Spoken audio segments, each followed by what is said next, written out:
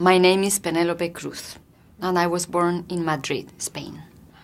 The first audition was for my manager, who looks for actors every year to represent, and she was testing like 300 actors. She made me do it 3 times because I was 14, and she sent me home because she said I was too young.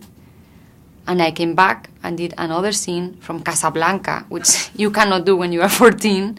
But she asked me to do that, so that was her fault. So then I asked her to allow me to come back a 3rd time. And then I did, and then she asked me to work together, and she sent me to some castings, and I got the parts.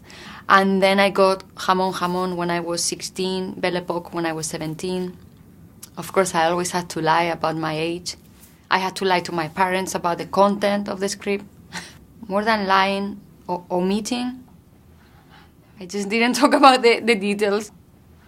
It was Stephen Frears, and it was for High Low Country. He asked me to audition, and I put myself on tape in Spain, and he gave me the part, so I came to America with my return ticket. But then while I was here, I had to audition for another movie, and I got the part, and then that's how it happened. The first meeting was great because it was so Woody's world. His office, I walk in and we sat down for 30 seconds.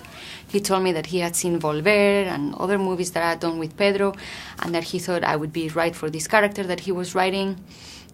And that was it. And he said, okay, I will see you on the set. And then I never saw him again. I never spoke to him again until we were shooting. And then he sent me the script with this man that knocks on your door and gives you the script and says, I will come back in an hour to get it back. And okay. You have to read it really fast because also you are reading in another language. And the same thing with To Rome with Love. The same, was a different man, but the same behavior came to the door and gave me the script. And this time I asked for 2 hours. And they said, okay, you can have 2 hours. Woody Allen gave me a lot of freedom, and of course you don't want to change any word, any comma that was written by Woody Allen. But for Vicky Cristina Barcelona, he sent it to us in English, and he gave us permission to do our own translation because there was another translation that we didn't really like. And he said, okay, throw it away and translate it and speak the way your character would say these lines. So that's what we did. He didn't know what we were saying. And this morning he told me again, he still today doesn't know if we were talking about the atomic bomb or what we were talking about. I love that he's so honest, about everything. When people ask him, like, why you don't spend a lot of time preparing, you don't spend a lot of time working with the actors before shooting. And he says, in front of all of us, he says, no, I try to avoid the cast.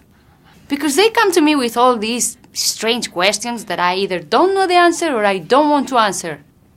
And I'm sure he thinks that we are all crazy. And I really drove him crazy in Vicky Cristina Barcelona because I think my character was affecting me a little bit. I found him sometimes close to a tree looking at me like, I've had to die in a few movies and I don't like it. But sex scenes are really, really hard to shoot also. Like, very strange, very... I always feel like, wow, there are so many movies that you could do about the making of a love scene and how absurd and strange it is.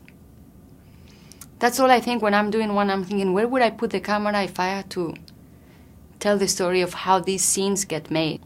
It's really hard to invent a new way to shoot a love scene, but Pedro has done it so many times. Tie Me Up, Tie Me Down always makes me cry. That movie to me is heartbreaking, and the music that Morricone did, and when he takes her there, and at the end they are all singing in the car, and this love story always makes me cry. That's the movie why I wanted to become an actress.